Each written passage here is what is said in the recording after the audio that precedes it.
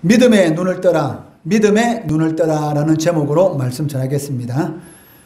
앞에서 이미 살펴보았지만 그 욥과 친구들의 논쟁의 핵심 주제가 무엇이었습니까? 욥의 고난의 원인이 어디 있는가에 대한 것이 바로 논쟁의 핵심 주제였습니다.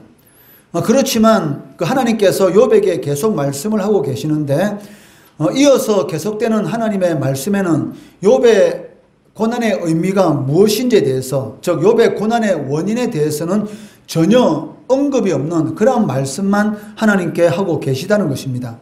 다만 하나님께서 계속적으로 강조하고 계신 것이 무엇입니까? 하나님의 절대 주권, 그리고 하나님의 섭리, 즉 하나님께서 이 세상을 보호하시고 지키시고 다스리신다라는 하나님의 섭리만을 강조하고 계시다는 것입니다. 어떻게 보면은 욥의 입장에서는 너무나 답답하고 안타까울 수 있습니다. 하나님께서 말씀하시는 거 이왕 말씀해 주시면 내가 왜 이러한 고통을 당하고 있는지 그 원인에 대해서 말이라도 해주면 속이 시원할 건데 전혀 거기에 대한 말씀은 전혀 언급이 없이 하나님이 천지 만물을 창조하셨고 다스리고 계신다라는 그러한 류의 말씀만 계속 언급하고 계시다는 것입니다. 그렇지만 우리가 알아야 할 것이 무엇이냐면 욥의 이 고난의 문제는 그 고난의 그 원인으로 해결되는 것이 아니고 하나님의 주권, 그리고 하나님의 섭리에 대한, 그리고 믿음 안에서 그런 모든 것들을 받아들일 때만이 해결될 수가 있다는 것이죠.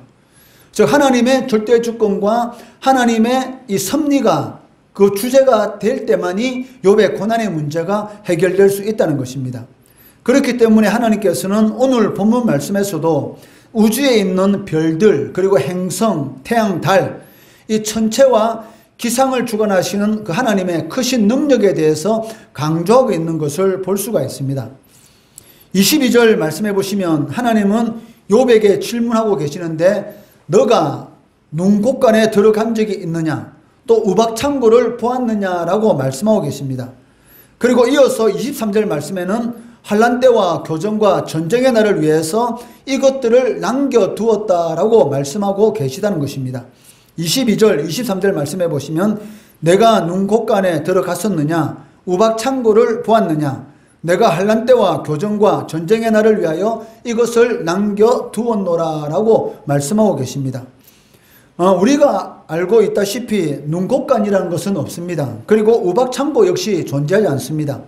그런데도 불구하고 하나님께서 눈곳간, 그리고 우박창고라는 이런 단어를 사용하시는 그 이유가 무엇입니까? 그것은 이 욥의 시대, 그러니까 욥과 함께 살던 그 당시 사람들의 그 생각에는 이 눈이라든지 우박은 하늘에 있는 창고에서 이게 쏟아 부어진다라는 그런 생각을 가지고 있었기 때문에 하나님께서는 그 당시 사람들의 이 생각에 맞추어서 하나님께서 가르치시고자 하는 그러한 내용들을 설명하고 있다는 것이죠. 우리들은 눈곳간이 없다는 거, 우박창고 없다는 걸 알고 있지 않습니까? 그렇지만 그 당시 사람들은 눈곳간, 우박창고라는 것이 있다라고 생각하고 있었기 때문에 그러한 표현을 들으셔서 하나님께서 가르치고 계시다는 것입니다. 그렇다면 여기에서 중요한 것은 무엇일까요? 그것은 바로 하나님께서 그와 같은 것들, 즉 눈이라든지 우박 이런 것을 미리미리 준비하고 계시다는 것입니다. 즉 하나님께서는 비라든지 구름, 번개, 눈, 우박 이런 것들을 갑작스럽게 만드셔서 내리도록 하는 것이 아니고 미리 준비하셨다가 내리도록 하신다라고 말씀하고 계십니다. 그 성경에 보면 이스라엘 백성들이 이런 적들과 그 싸울 때에 그 군사력으로는 도저히 이길 수가 없습니다. 그런 때에 하나님께서 이 우박이라든지 번개라든지 이런 것을 내리셔서 이 이스라엘 백성들이 전쟁에서 이기도록 하시는 것을 볼 수가 있습니다. 우리가 출애굽기 9장에 보면은 그 이스라엘 백성들을 위해서 하나님께서 애굽에 10가지 재앙을 내리는 그러한 장면들을 볼 수가 있는데 이 출애굽기 9장에 보시면 7번째 재앙이 나오는데 7번째 재앙이 무엇입니까? 바로 우박 재앙이죠. 그러니까 이 우박을 통해서 하나님의 백성들은 지켜주시고 그리고 하나님의 백성들을 이 고통스럽게 만드는 그런 대적들에게 하나님께서 고통을 내리시는 것을 볼 수가 있습니다.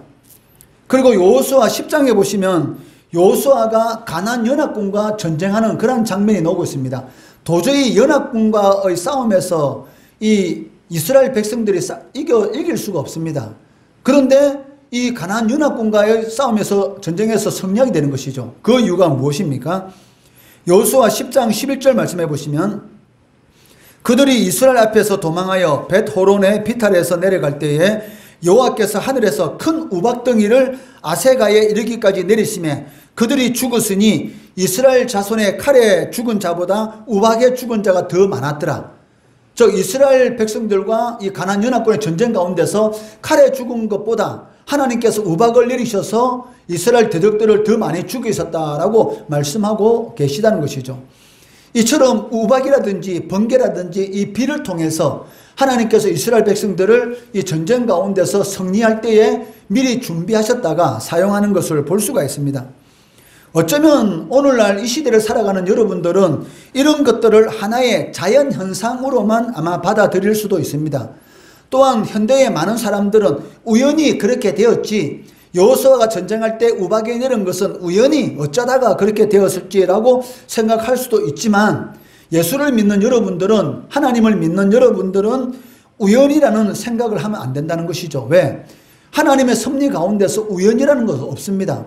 공중에 나는 새도 하나님께서 허락하셔야지만이 떨어진다라고 말씀하고 계시기 때문에 이 세상에 일어나는 모든 일들은 하나님의 보존하시고 보호하시고 다스리시는 저 섭리 가운데서 일어나고 있다는 것입니다. 그렇기 때문에 여러분들은 오늘 이 본문 말씀을 통해서 우연히 일어났다, 어쩌다가 일어났다, 자연현상이다라는 그러한 생각을 바꾸어야 한다는 것이죠. 지금 이 코로나 때문에 전 세계가 고통을 당하고 있지 않습니까? 우리 인간들의 생각은 어떤 생각하고 있습니까? 저 중국 우한에 있는 이런 우한 연구소에서 이 코로나 균이 퍼져 나와서 그것으로 인해서 많은 사람들, 전 세계가 이 전염병에 시달리고 있다라고 생각할 수 있습니다. 물론 그 원인은 그렇습니다. 그렇지만 그런 일이 일어나도록 허락하신 분이 누구십니까? 하나님이시죠. 하나님께서 허락하지 않았다면 이 코로나 전염병은 일어날 수가 없는 것이죠. 그리고 이러한 일들이 일어났을 때는 반드시 하나님께서 그렇게 하시는 이유가 있을 것입니다. 어떻게 보면 교회 안에 성도라는 이름은 갖고 있지만서도 참 믿음을 가지고 있는 사람들과 거짓 믿음을 가지고 있는 사람들을 가려내기 위해서 왜? 교회에서 모이지 못하고 온라인으로 예배 드리는 그런 가운데서 자신의 믿음이 다 드러나고 있거든요. 교회 갈 필요 없어. 집에서 편하게 드리면 되지. 그런데 성경은 뭐라고 말씀하고 있습니까? 모이기를 힘쓰다라고 말씀하고 있죠. 그러니까 어떠한 상황 가운데서도 하나님의 전에서 모여서 열심히 예배 드리는 그런 사람이 있는 반면에 그 상황을 핑계대고 나와서 이제는 방역대로 다 지키면서 예배 드릴 수 있는데도 불구하고 편한 것이 좋다라고 생각하면서 그냥 집에서 시간을 때우는 식으로 예배를 드리는 그러한 사람들이 이렇게 갈라지기 구분되기 시작했다는 것이죠.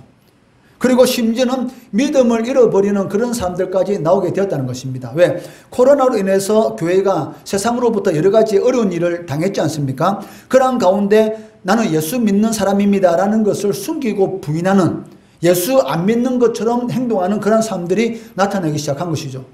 아마 이 코로나를 통해서 하나님께서 진짜 믿음을 가진 사람들과 가짜 믿음을 가진 사람들을 구분하는 그런 일을 시작하신 것은 아닌가라는 그러한 생각도 한번 해볼 수가 있다는 것입니다.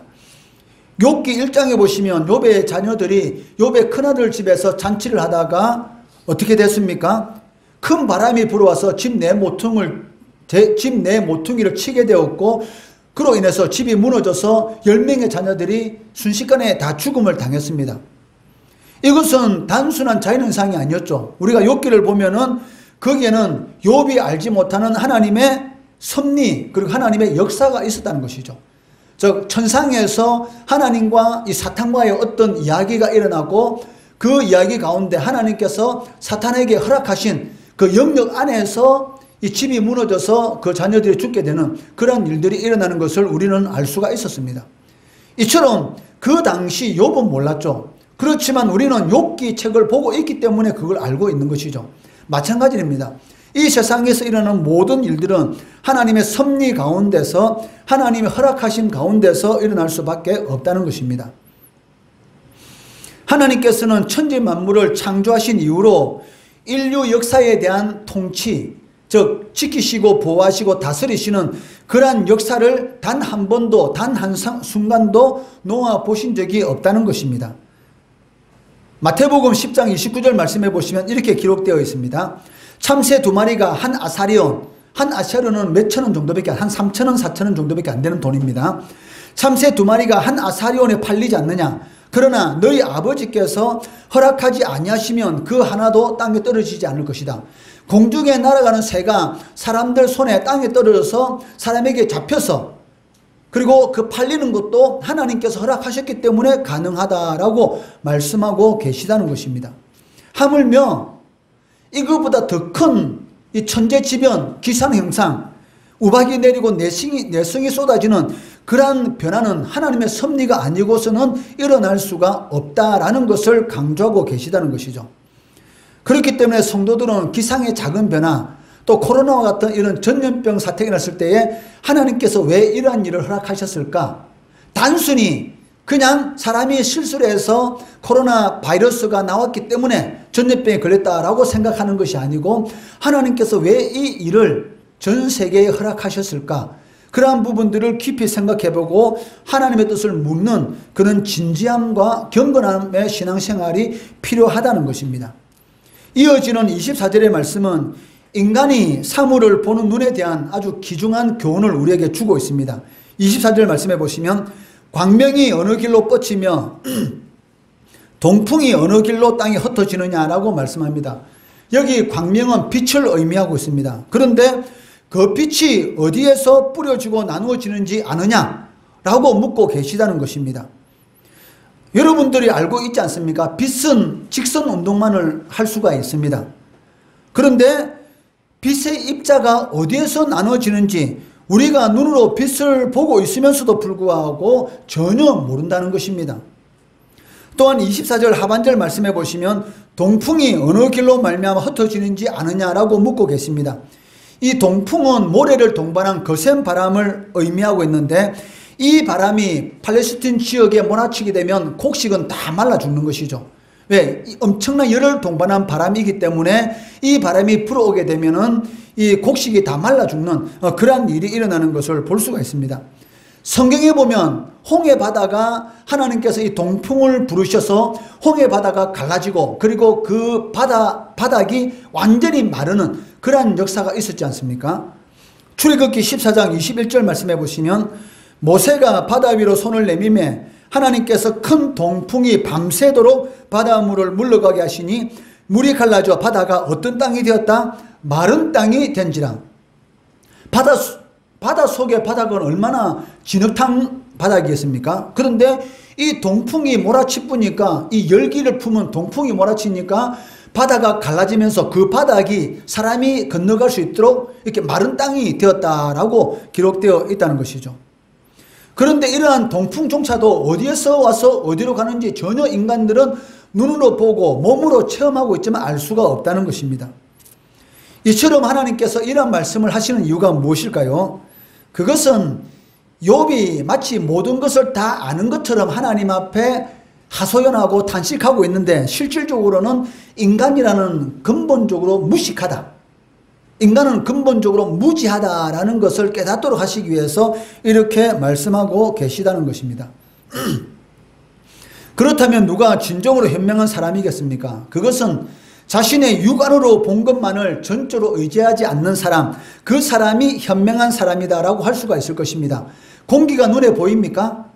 안 보이죠? 그렇지만 공기가 있습니까? 없습니까? 있죠. 하나님이 눈에 보입니까? 안 보입니까? 안 보이죠? 그렇지만 눈에 보이지 않는 공기가 있는 것처럼 하나님도 영이시기 때문에 인간의 눈에는 보이지 않습니다. 그렇지만 공기가 있는 것처럼 하나님도 존재하고 계시고 살아 계시고 하나님께서 이 세상을 다스리고 계시다는 것이죠.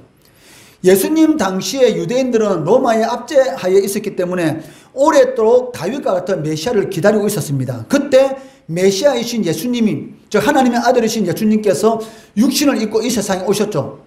그토록 오랫동안 기다리는 메시아가 직접 자신들 앞에 있는데 그 예수님을 유대인들이 어떻게 했습니까? 십자가에 못 박혀 죽였던 것입니다. 그 이유가 무엇입니까? 그러니까 영적인 눈으로 봐야 될 것을 육신의 눈으로 받아보니까 예수님이 자신들과 전혀 다른 것이었고 심지어는 자신들이 원하는 메시아가 아니다는 그 이유로 인해서 예수님을 십자가에 못 박혀 죽이는 그러한 행동들을 볼 수가 있습니다. 이처럼 믿음의 눈으로 모든 것을 바라보지 않고 인간의 눈, 육신의 눈으로 바라보게 된다면 반드시 실수하게 되고 인생을 실패하게 된다는 것이죠. 사기꾼들이 얼마나 거치 이렇게 번지를 합니까? 사기꾼들 깨제제한 거 봤습니까? 사기꾼들이 외제차 타고 다니고 그런데 실질적으로 가진 건 아무것도 없습니다.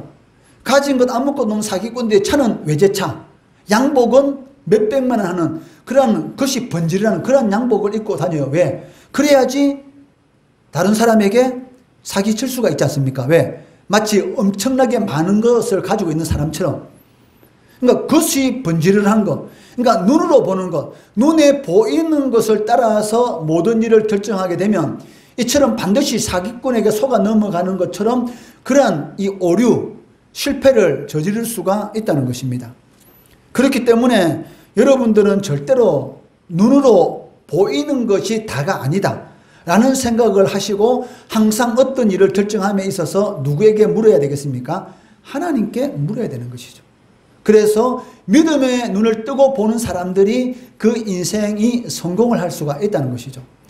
요셉이 믿음의 눈을 뜨고 보았기 때문에 감옥 속에서도 낙심하지 않을 수가 있었습니다.